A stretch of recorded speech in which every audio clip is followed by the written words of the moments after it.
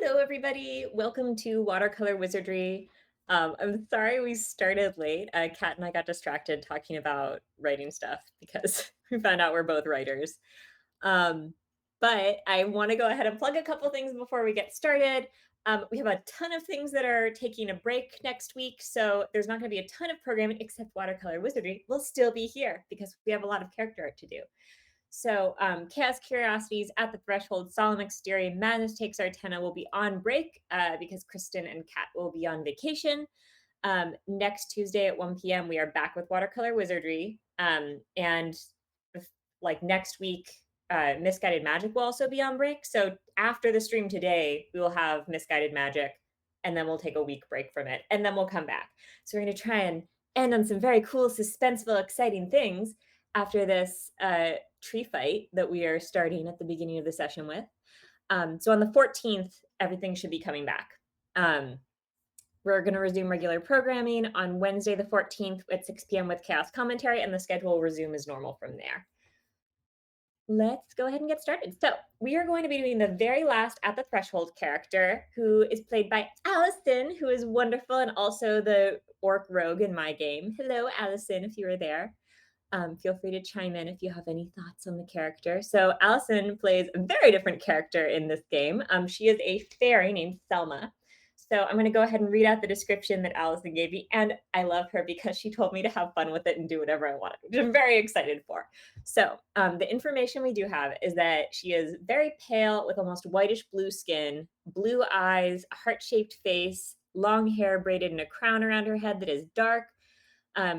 She is dainty, delicate, and wispy, and a floaty free critter. She wears a deep blue romper with no sleeves and has a little vest or corset over it, and a belt where she keeps this cool lantern, which Allison sent me some very neat looking reference for that has dots of starlight in it, which I will try my best to replicate, but we may do some post painting Photoshop color dodge glue.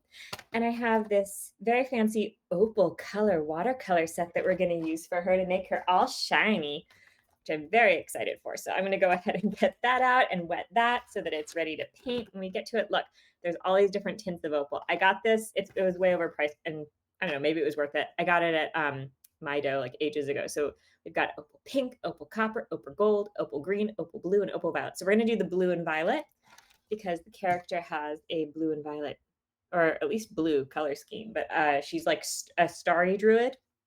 So I'm assuming there's some violet in there, and there's a little violet in the lantern she sent me. She has freckles and really big eyes, and she has a scroll case full of star charts, little swirly accessories in her hair and on her arms, but doesn't wear shoes as she mostly flies. She has dangly earrings, and she has a bright personality.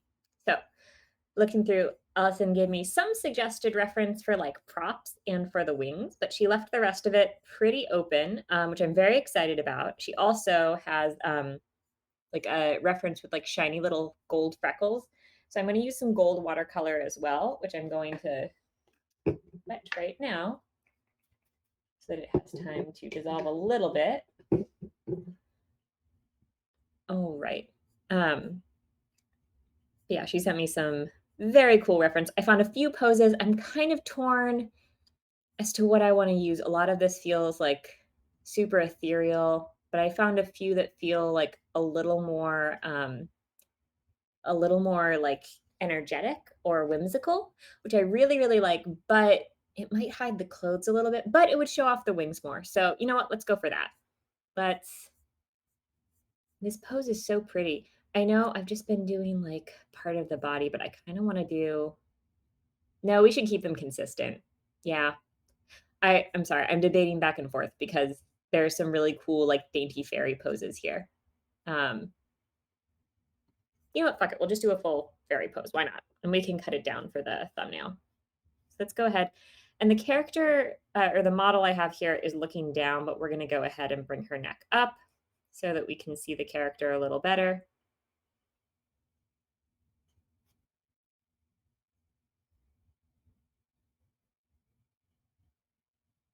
So I'm going to start off by just sort of roughing out the character's face. I'm going to give her Big eyes will make her more of a cartoon character. And she's got this like really pretty arm pose that I want to play around with. I'm trying to make this so her legs are like coming out like this, but I'm also want to give plenty of room for her wings in the back. So we'll see how it goes.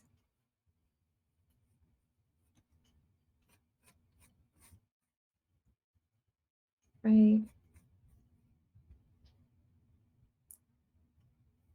And I'm going to give her, I know her hair is in braids, but I absolutely love little hair wispies, so I want to play around with that. Give her little pointed fairy ears. Her chin should be a little smaller if she has a heart-shaped face.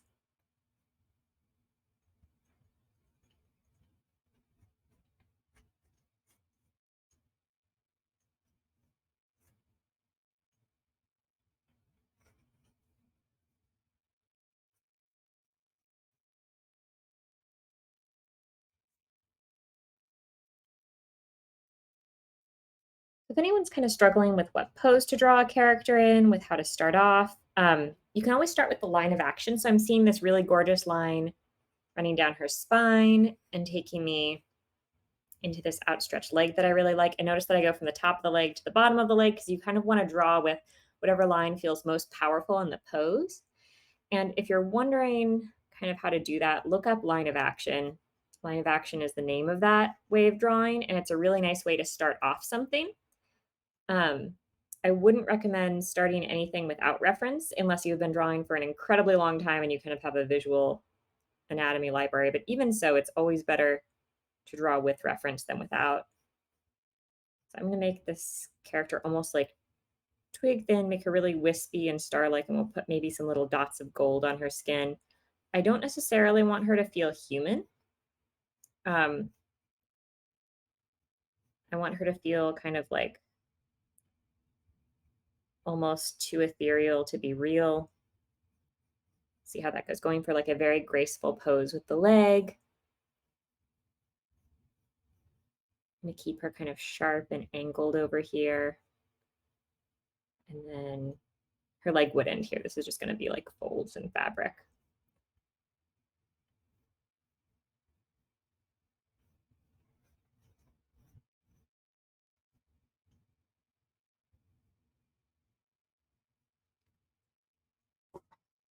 Right. And your line of action is not necessarily the line that your character's edge of the body or contour is going to follow. Usually it's just the line that sort of embodies this, the amount of the most action. So you may end up erasing it at some point, which is fine. All right, and I want to make sure that we get the lantern in there. So let's go ahead and I'm going to jump over to the lantern reference and let's make sure we have time for that. I might go ahead and do that in like black ink or something, just so that it really stands out.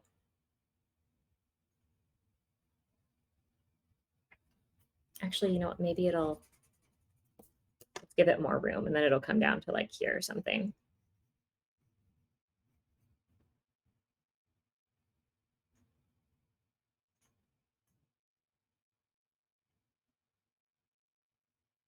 Okay, so we'll have that coming through.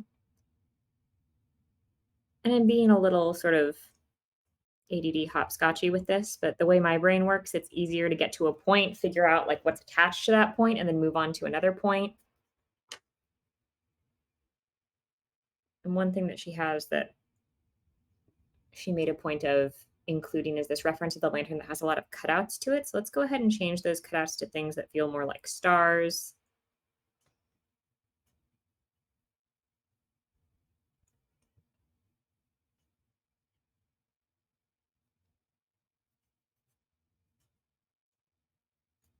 So I'm drawing the basic shape of the lantern, and then I'm going in and slowly, one by one, just sort of filling out the specifics of it.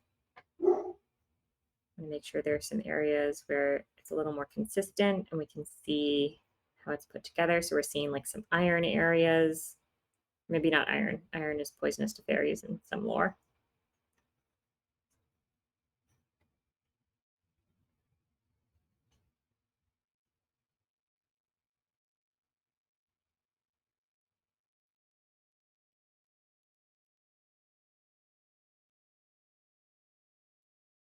Okay. And she also has a scroll case, which I guess would be on maybe on her other hip, or would it be? We can have it up here too. I think she made a big deal about it. So let's make sure we include it.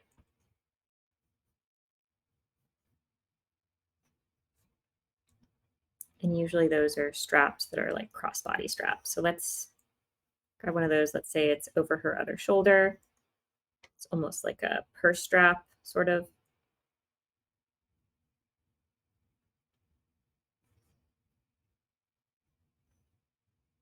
The other strap coming around over here. Just a canister for it. Okay. And then let's go in and make sure we have her hand.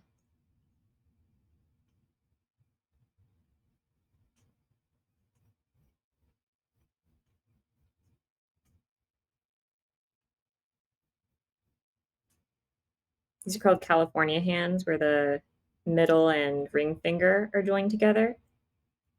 I always feel like it makes the character look more dainty. So I really like drawing characters that way, especially if they're meant to be graceful. So I'm taking the basic shape of the hand, but I'm kind of making up the fingers. Not sure what she's perched on.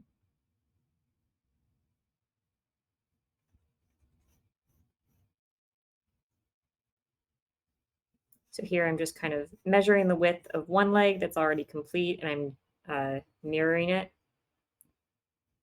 So I'm trying to think of where that leg is going to end. For example, if it comes up like this, it will end over here.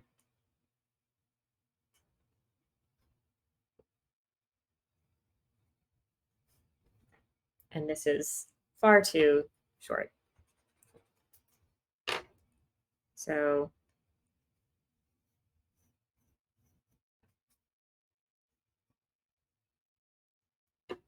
I think the foot would be hidden because it's going to go like, it's going to be like over here. And the foot is not that long. I think it's just hidden. Like you might see the edge of the toe peeking out over here. That's fine. All right, so now that we have the basics, let's go ahead and check out these wings. I love this wing reference. Part of the reason I picked this pose is because we can really show off the wings, have a lot of fun with these transparent colors that she sent.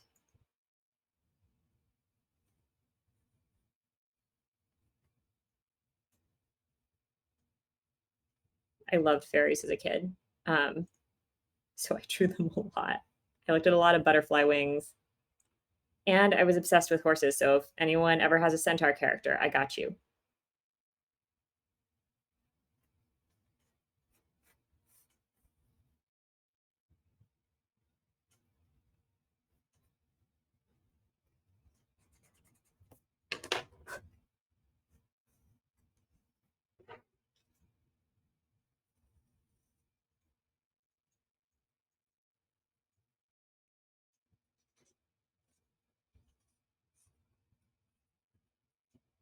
So I'm trying to draw the wings through each other, and I'm going to outline both of them because it's going to give the idea that the wings are semi-transparent.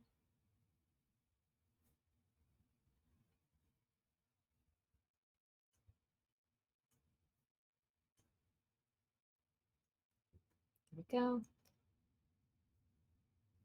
So I think I'm not going to draw them out any more than that because if I do pencil lines, it's going to feel a little bit more harsh, and I want these wings to feel as floaty as possible. So the outline can be pencil, and we'll go in with this pencil. You know what? Maybe we'll do the outline in 2H pencil and just go over it with a B pencil when we feel more confident, but just the outlines as opposed to the rest of it. They kind of have a sort of like a dragonfly wing vibe, but in a different shape, a shape that feels a little more butterfly.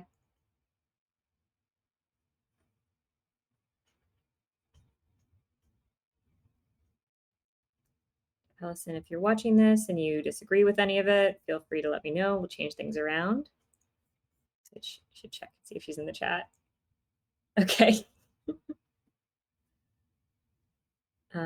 She might be working right now.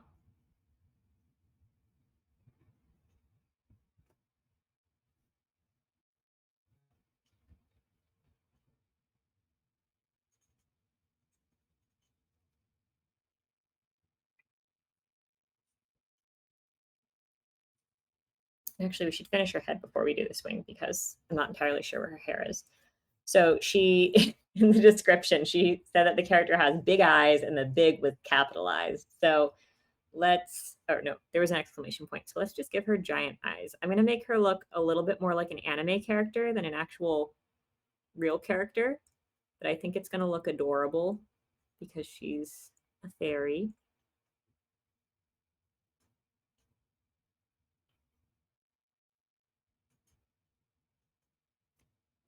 Actually, let's pull her nose up a little bit and then we can pull her whole face up and give her a more cutesy face.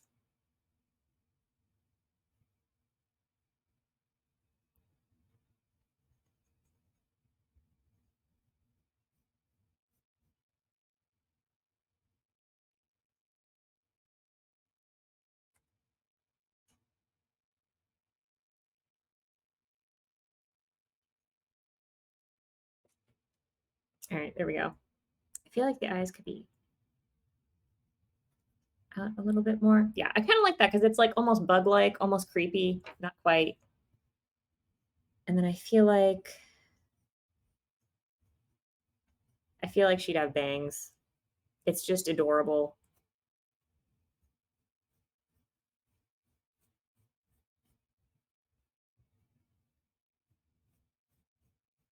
All right, and then we'll put the braid over here. So the braid is going to be in a crown around her head like this.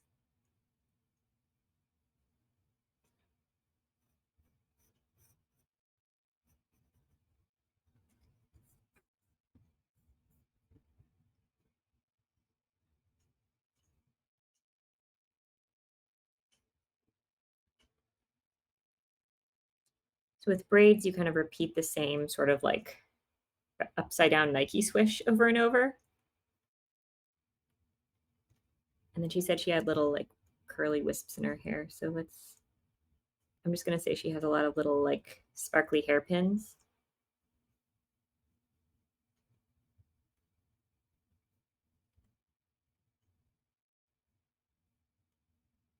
I'll color those in, maybe silver.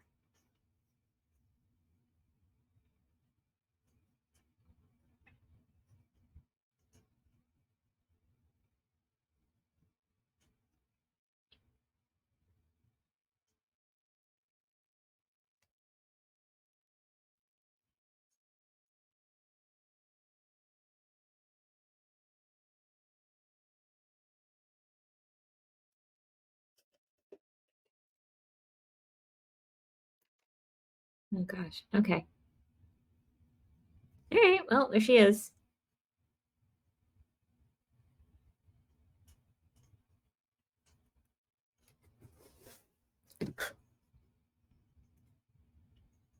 We can go in and add the rest of these lines.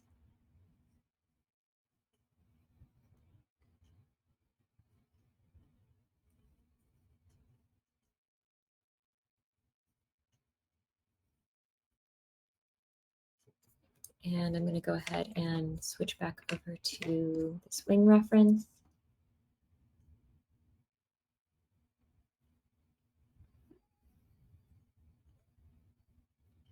Yeah, I love doing like ethereal little creatures, so I'm very excited for this one. And also, you may notice that the drawing is going a lot faster because I'm used to drawing stuff like this.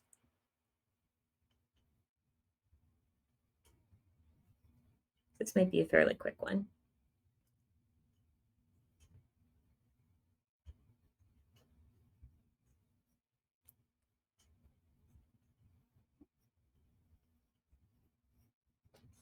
If you have a D&D character and you would like custom art of them done, I take commissions over on Etsy. I am Maria Oglesby Art everywhere. I am on TikTok, I'm on Etsy, I'm on Instagram and Twitter.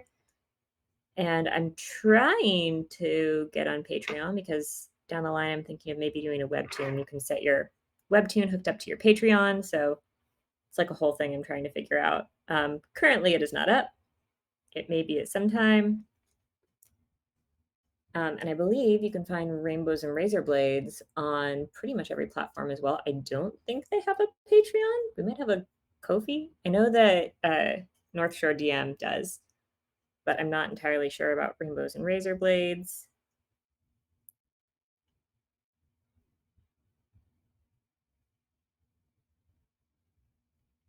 And they're on TikTok, Instagram, and Twitter as well.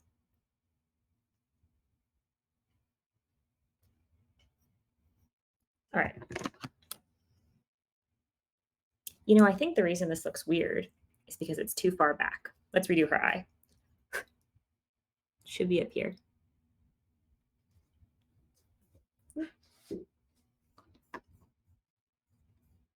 Sorry, I'm getting, oh, yep, there's a Ko-fi link here.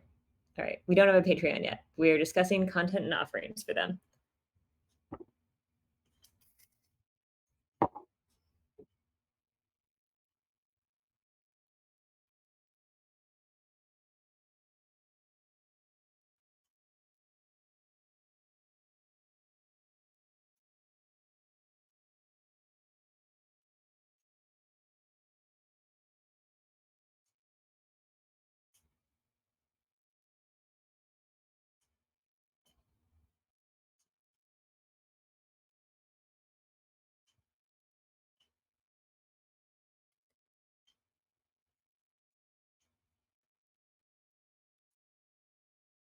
And I guess this is our first side view character. It's a little hard to communicate that the face is heart-shaped, but I feel like the vibe comes through, at least from what I've seen of the couple streams that I've been able to catch with Allison.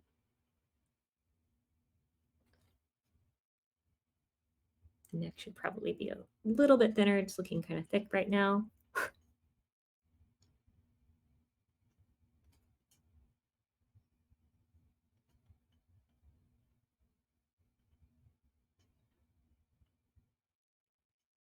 Okay, and the center line of the back is like over here. All right, let's go ahead and give her some clothes. She has this romper thing that I was also sent reference for.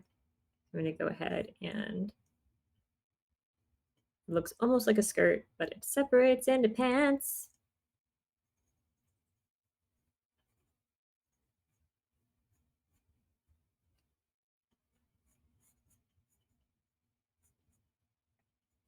It looks pretty loose and flowy. And then she has like a corset thing, I guess. So that would cover like up to here. Probably get the top of the romper on there.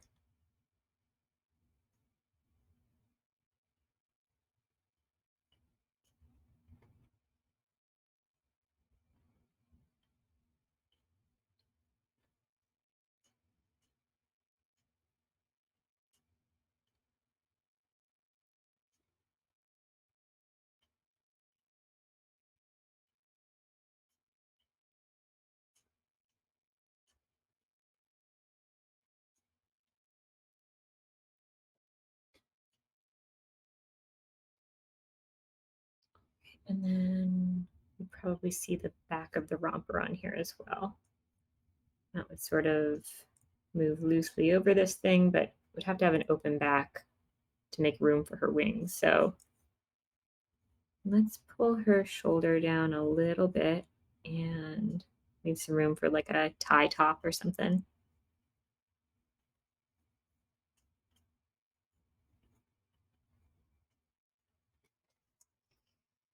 There we go.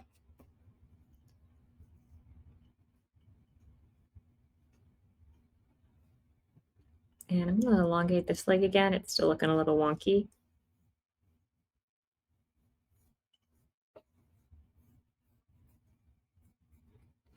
That fits a little better.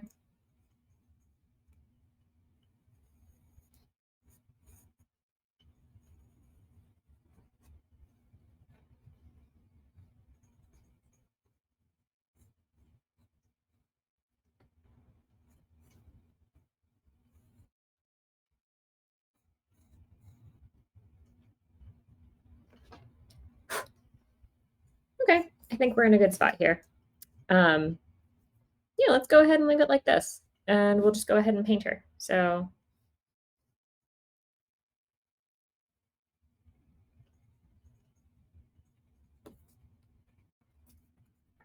I'm just adding like her toe kind of coming out here. I know I said that might be weird, but also I think maybe it would be weird not to know where her foot is. I don't know. You know what? You're right. Let's take it off. What was I thinking? It is weird. It disrupts that line.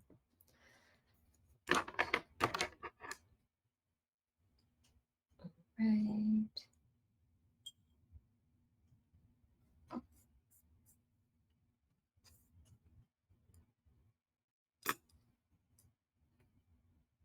So let's go ahead and start painting this then. I'm gonna move these over. Oh, you know what? I did talk about drawing the lantern. Let's draw that lantern.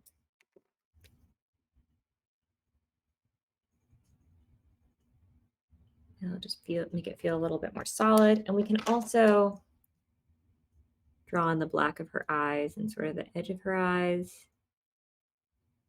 I like doing that on my characters. It feels like the character is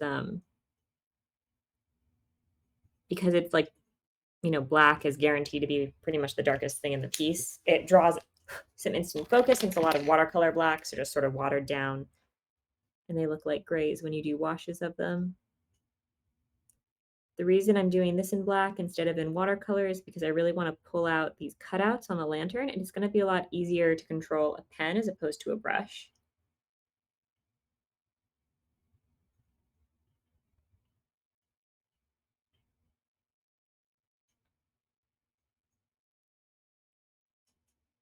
This is a 0.01 micron. As I've said before, I love microns, and that is because they are waterproof. And so I can draw all of this in and then paint over it, not worry about my lines. I do want to get a really straight line though, so I'm going to go ahead and just use a ruler to get this.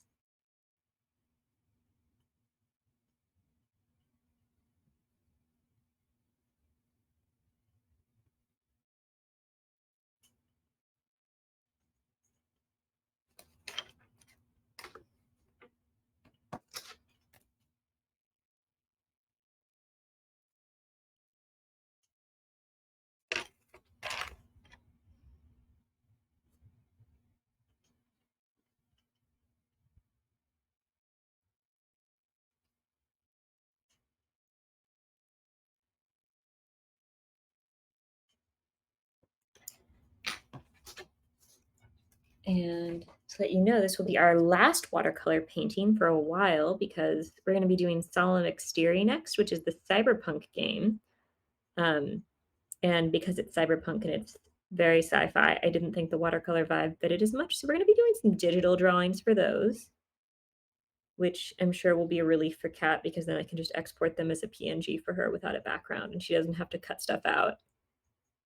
And then after that, I don't know what we'll do. We might be doing some progress art for the Misguided Magic characters if they have costume changes or if something else changes about them.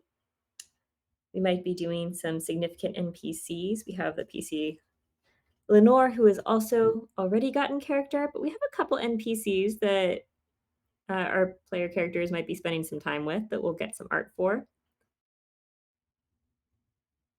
Right now I have, oh shoot, it's not Midjourney.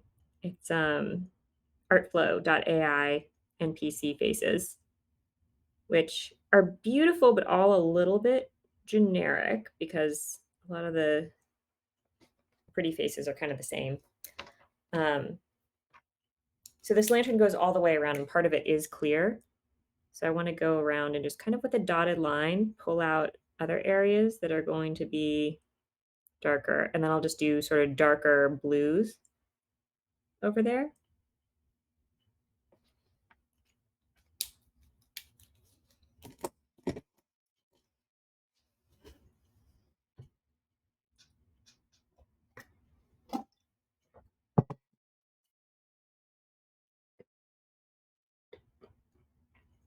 All right, she said bluish skin. So I already have a bunch of like bluish white because my blue and my whites mixed together. So I'm going to go ahead and start blocking in that. I might do a tiny bit of water in this thing just so that I'm not grabbing everything from my main water and dragging that over.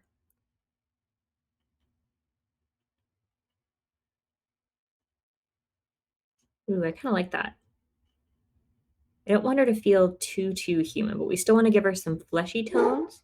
So we're going to go ahead and add a few color zones of the face. So that's going to be some pinks around the ears, nose, and the joints. Joints are not part of the color zones. That's more of a stylistic choice.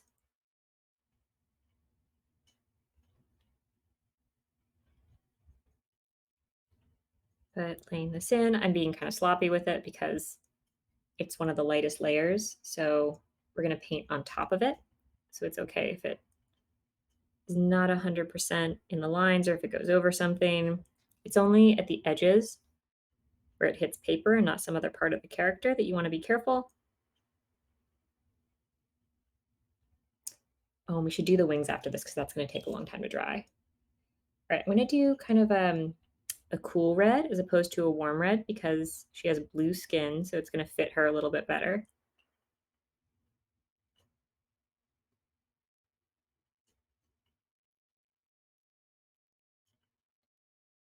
There we go, so cute.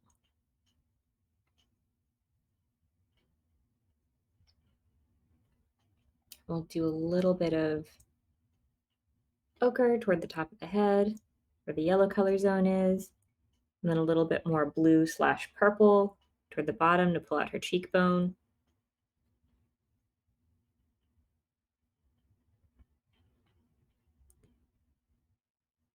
And maybe pull out some of the shadows, although we're going to wait a minute on those because the rest of this isn't dry yet.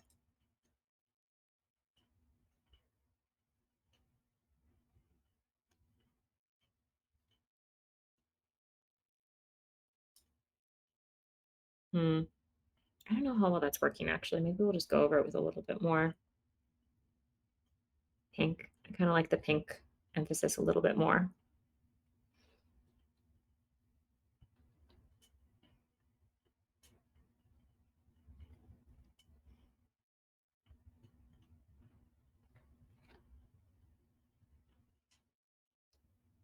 Right, and then once that's dry, we'll go back and we'll add in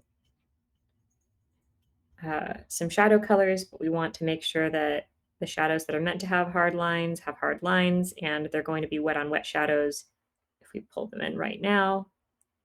So in the meantime, we'll go through and we'll just paint in the legs while we have this color here.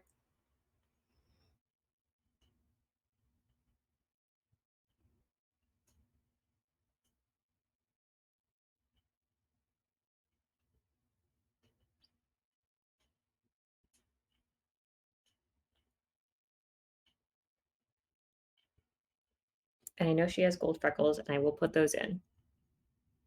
Just not right this second. Although from the reference, I guess they just look shiny. We might do silver freckles. That might be a little more in keeping with her star theme. The character is actually a fallen star, so that might make more sense.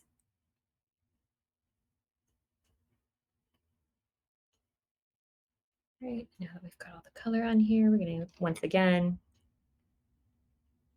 add in some reds. These are very cool reds. They lean a lot more towards purple. If you have a character with cool tinted skin, this makes more sense than warm red because you're seeing the blood underneath the skin.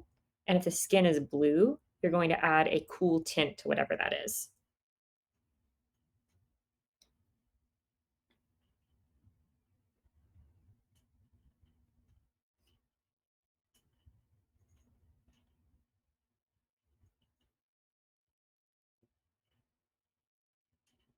Oh, I remember what we were going to do after we finish this. We were going to do My Little Ponies for this My Little Pony one-shot Kat is doing. Kat, we need to talk to the pony players at some point. Do all the little ponies.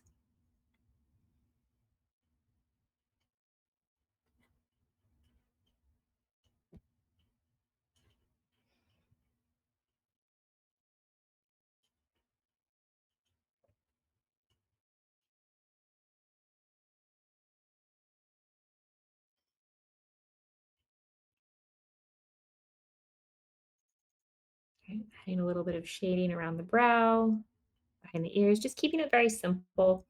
In general, if you want a young or innocent looking character, you don't want to have a ton of extra lines. You want to keep it as sort of like sort of bland, I guess, almost as possible. That's why older characters can be a little more interesting to draw sometimes.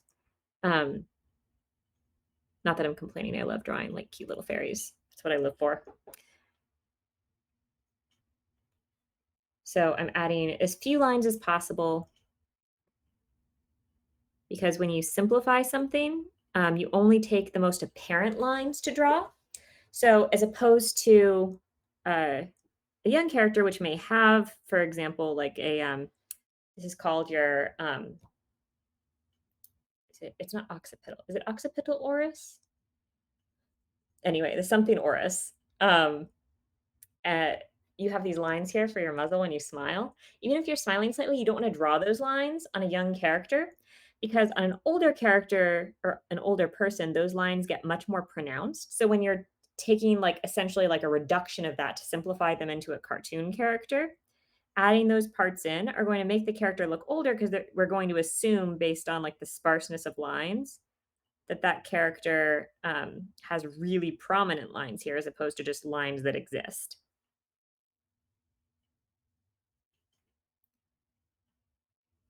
And so you want to be really sparse with any lines unless they're really prominent.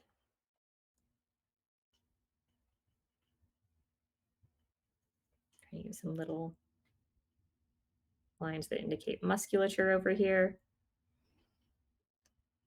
But I think the character is going to be fairly free of any sort of significant line weight.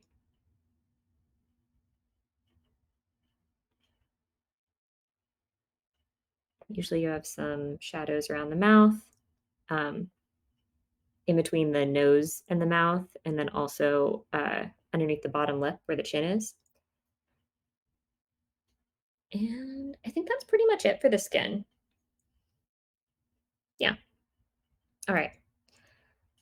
Let's go ahead and do this star case.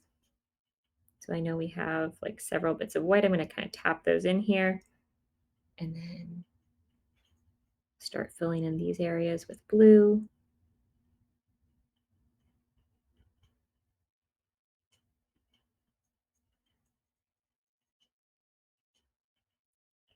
So you can do a blue glow effect by painting in a blue glow around everything and then slowly like adding in the local color of what you're doing, like the jumpsuit and the map. That is going to take a while.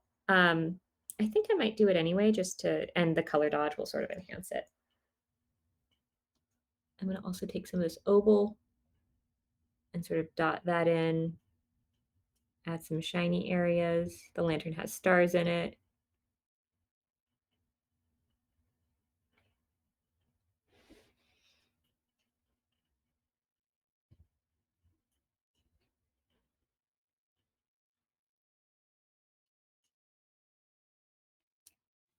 And then I need to go in and in a couple areas where I'm seeing the lantern in back, I just want to darken it a little bit.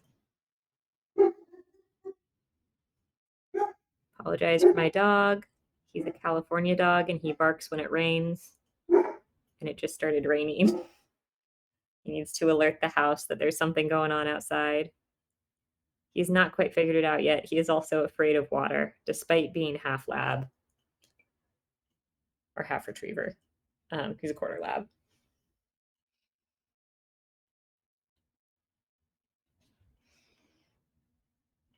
Right. So I'm going to do kind of like an off-white eye color, and then we'll go back in once that's dry and put in the blue of her eyes.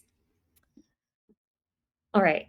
Romper is blue.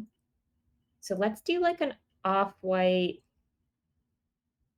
purple corset and then, or like a lavender corset, and then put like a bunch of opalescent sheen over it. It could be pretty. Because I feel like she's a mix of like really bright and really dark, and a lot of the dark are like these dark blue notes.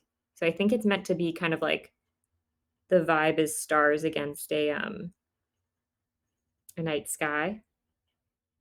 So we'll have as much star stuff in here as possible.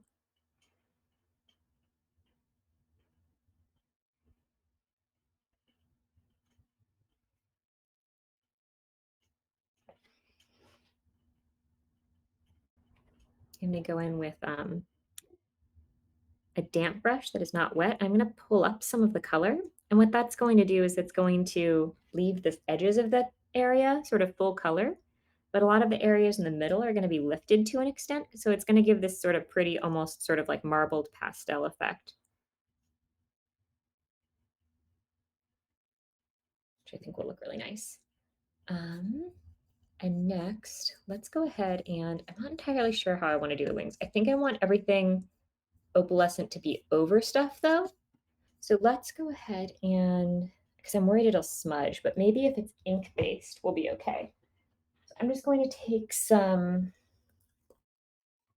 brown ink and I'm going to put a couple drops in here, and it's very, very watered down. There's a lot of water in here already. So we'll mix this in, and then I'm going to mix, oh, you know what? Brown is stupid. She's blue themed. Let's put some blue ink in there. I have some of this gorgeous Parisian blue ink that I can use that's watered down.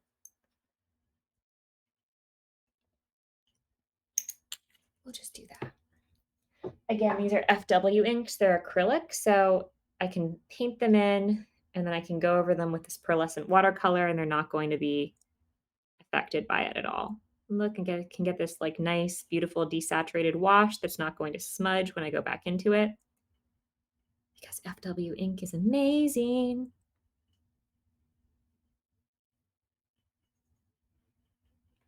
Unfortunately, if I spill any, that's going to be permanent. So I'm going to be pretty careful with this. I'm going in with my smallest brush, trying to be as precise as possible, not to have a brush that's overly damp in any way. Try not to sacrifice any of my brush control, being really precise with my lines.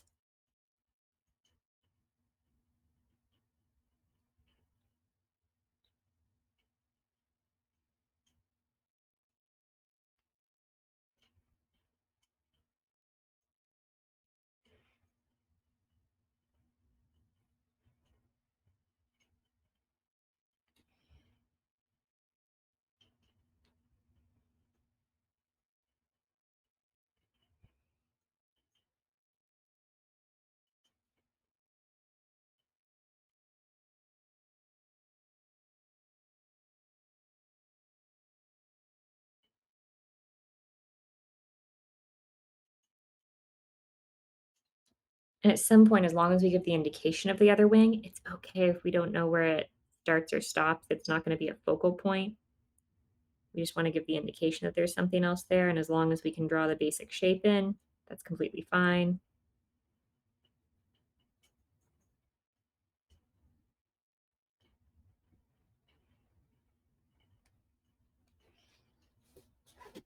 All right.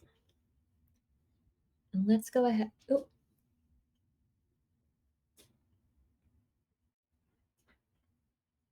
let's go ahead and add that same color to her eyes, because it makes sense that the eyes and wings would have similar pigmentation. I feel like it's like hair, like your hair is the same color everywhere, so maybe it's like your wings and your eye color match up if you're a fairy. I don't know, that could be kind of a cool genetics thing. All right, and she has really dark hair. I kind of want to give it like some blue highlights, but if we're going to go really dark, what I might do is just go back in and trace over some of these lines so we can preserve some of the line art here, because you know I love my line art. I definitely feel like certain people see things in shape or color better, and they naturally take to painting, and some people naturally take to drawing because they see hard lines and like more graphic shapes a lot easier, and I'm definitely the latter. So as opposed to going and rendering things in a really painterly fashion, which I know how to do, and if I'm looking at reference and I take enough time, I can definitely do it. It's what I do for a living. I do mostly pet portraits. Find me on Etsy at Maria Oglesby Art. But comfortability wise and for inventive stuff, I really love being kind of line art heavy. Maybe it's because I do a lot of comic graphic novel stuff, but like just that comes a lot more naturally to me. And I really like the way it looks. And a lot of personal style is just finding things that you like the way it looks and sticking with it. Part of this comes from my love of Art Nouveau. Alphonse Mucha is one of my biggest inspirations, one of my favorite artists. He pioneered the Art Nouveau movement, and he uses really like graphic flat lines and everything. And I just adore his work.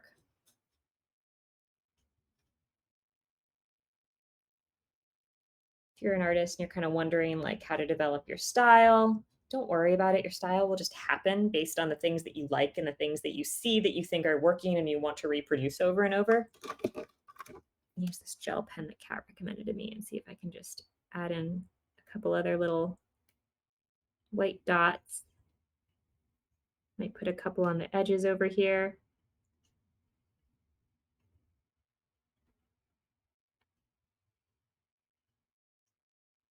Just to add to all of the little stars.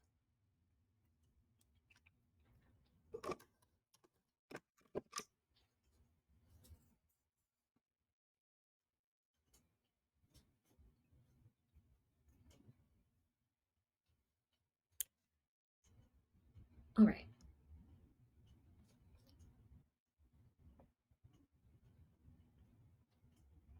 I'm going to go ahead and just mix up a brown for this case because I feel like most map cases are leather and she probably would not have had a custom map case done because from what I can tell, she just sort of fell out of the sky and picked a few things up. But we'll still keep it a cooler gray, or sorry, a cooler brown because we don't want it to stand out too much. It's not like a focal point. Warm and cool is like a good way to pull out focal point, but because this is one of the darker things we have going on, we can lay it over everything else.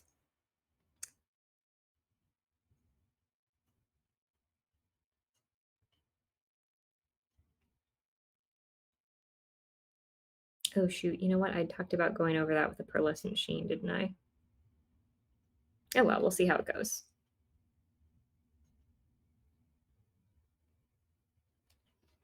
In this area, I need to make sure that I give like a blue glow too, because it is connected to the lantern.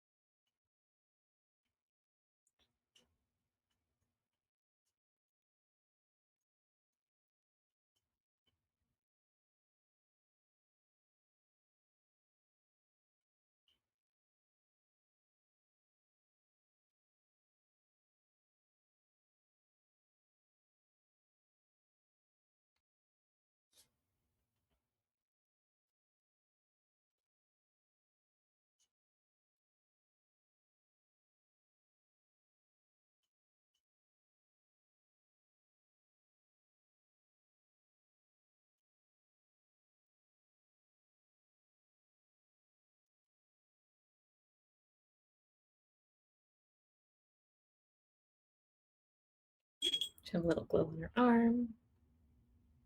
That works. And then let's go ahead and just dab some little extra bits of white ink over here. See if we can diffuse some stars.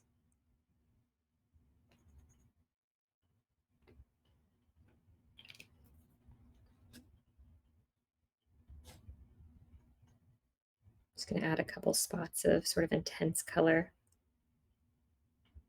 to draw attention to it. Fun fact, when you're painting something that glows, the thing that's glowing, you actually don't add a ton of color to, you just add color to the area around it. The area that's actually glowing that the light source is coming from is often going to be blown out to the point where it's difficult to see.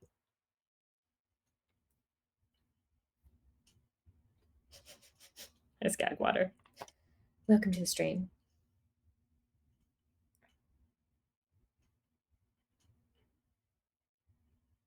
Why is that your username? Is there a history behind that?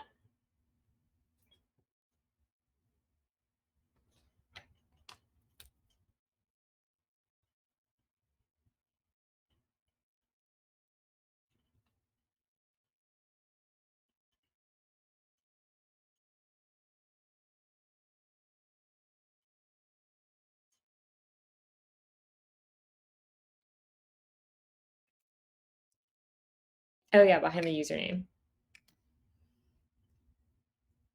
like a lot of lag, so I'm seeing stuff like far after it appears.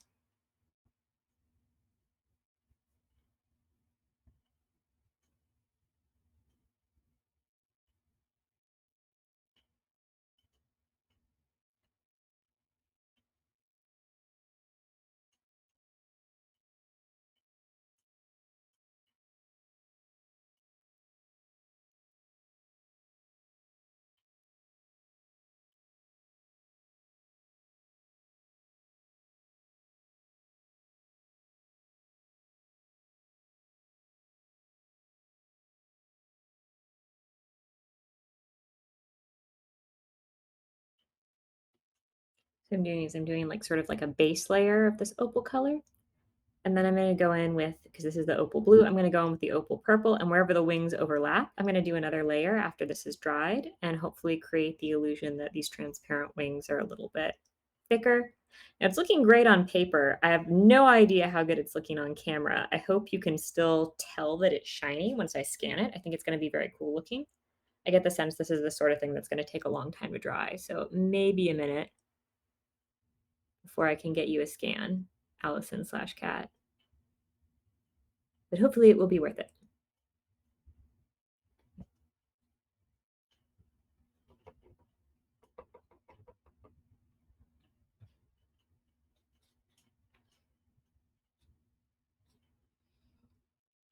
All right, so what I want to do, I have a really deep sort of bluish black I can use. I'm going to pull some of that over here. This is for the hair and mix it in with a little bit of purple. And then I want to take more intense blue and I want to move it throughout the hair. So I'm like kind of tap it along the braid like this, trying to avoid some of the sparkly areas.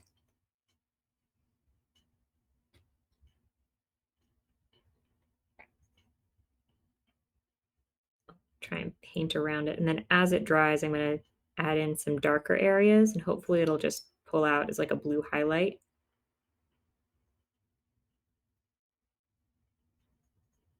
Depends on how well I time when I drop this in slash how wet this is because I want to make sure I get it in before it dries completely. It used to be I had a pretty good handle on this and I was working as fast as possible because it would dry so quickly, but that's when I lived in California.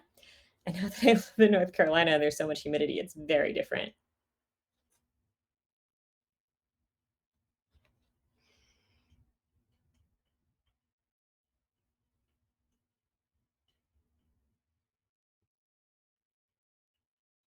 I'm just kind of retracing the braid shape, trying to leave little like dots in the middle that have blue shining through.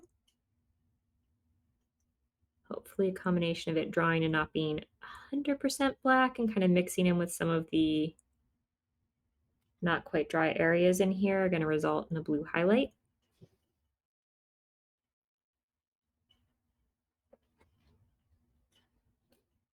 Wait a moment, see how that looks. And then I'm going to come back to that when it's dry and do the front and back of her hair. In the meantime, I know she has these little freckles, so let's go ahead and I think I am going to do silver freckles as opposed to gold. It makes a little more sense.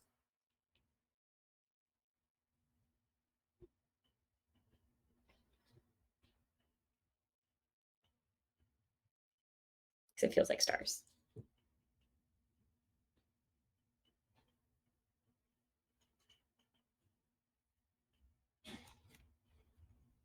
Put some on her shoulders too. Kind of like the idea of little like constellation freckles. That works.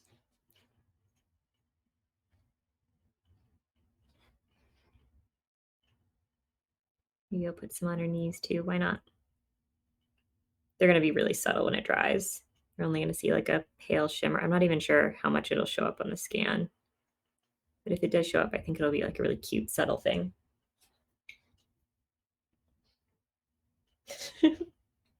Oh, that's cool.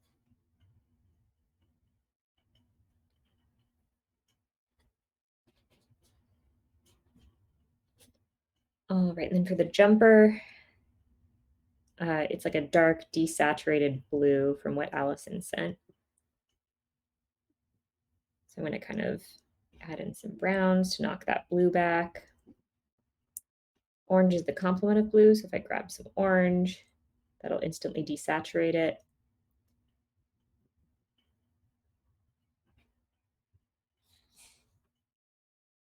That works.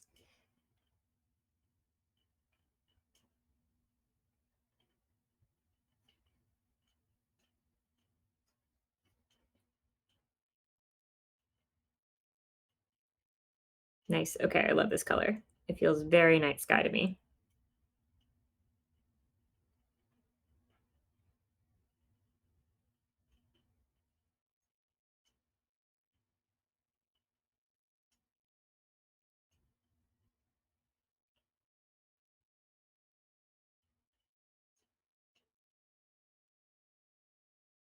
Right, we're going to go on top of this glow, and then I'm going to come back in some more of that color and just sort of tap it in very wetly and push some of the other color away and sort of pull out this effect. So hopefully it'll read a little bit more as the effect moving over the color of the pants as opposed to the pants just sort of disappearing behind this opaque glow. You still want it to look kind of transparent. So we're going to do the same thing with the rest of the jumper, which is taking up this area.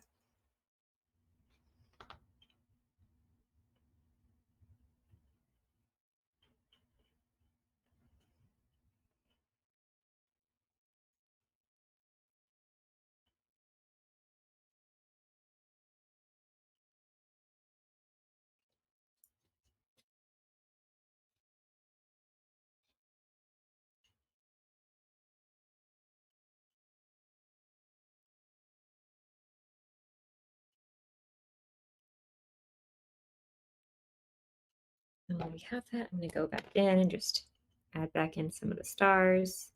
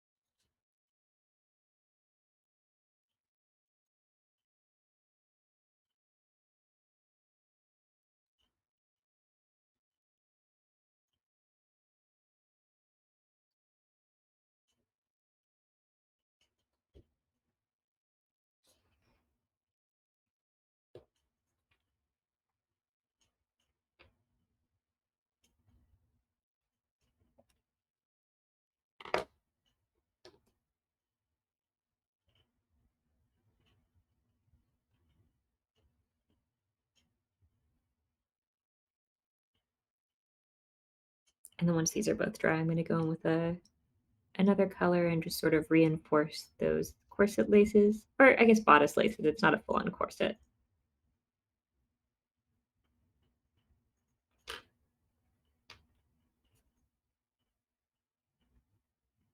You always want to have part of your hand, like your pinky out to anchor yourself. If you're reaching your hand over, because it's going to make your hand a lot steadier.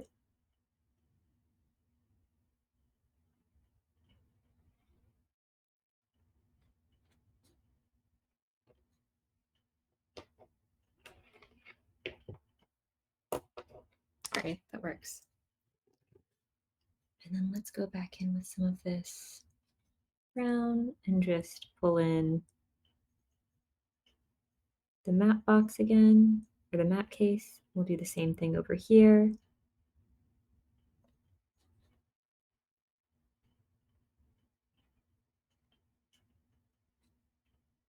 then just mix that color in with the blue. I'm not going to make that one as loose because I want to differentiate these objects.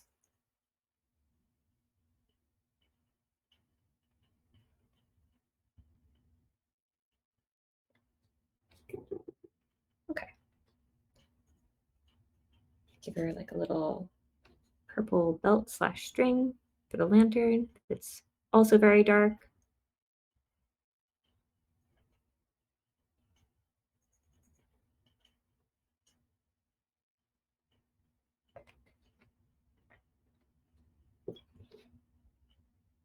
Yeah, this is going to take a while to try.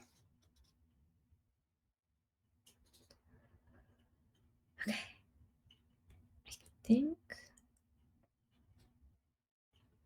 I'm going to go ahead and add in the rest of these highlights.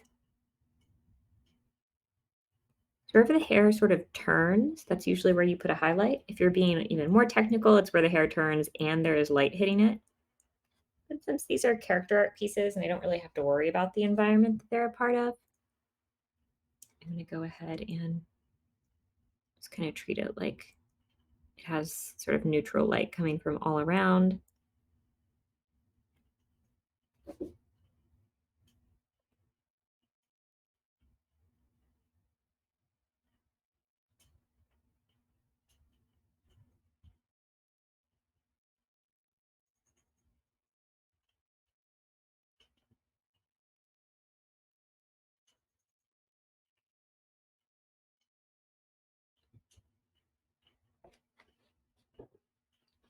And then coming back in with that blackish blue.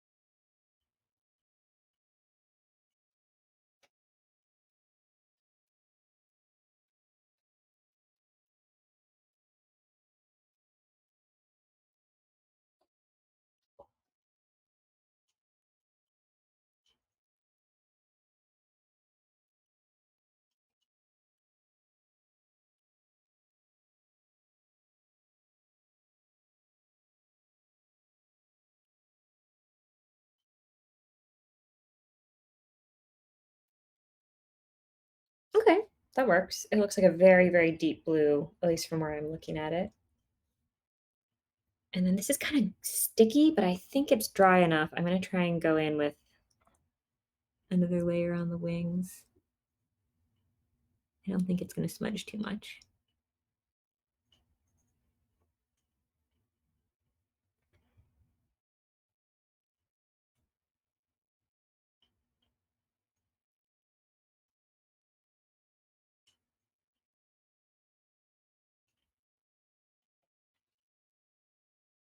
Okay, we'll see if that even shows up. We might give it a little bit of a color just so that it feels like there's a little bit more opacity there. Give it like a pale, pale blue. And I think this is like our fastest character yet. I think after this we might be done.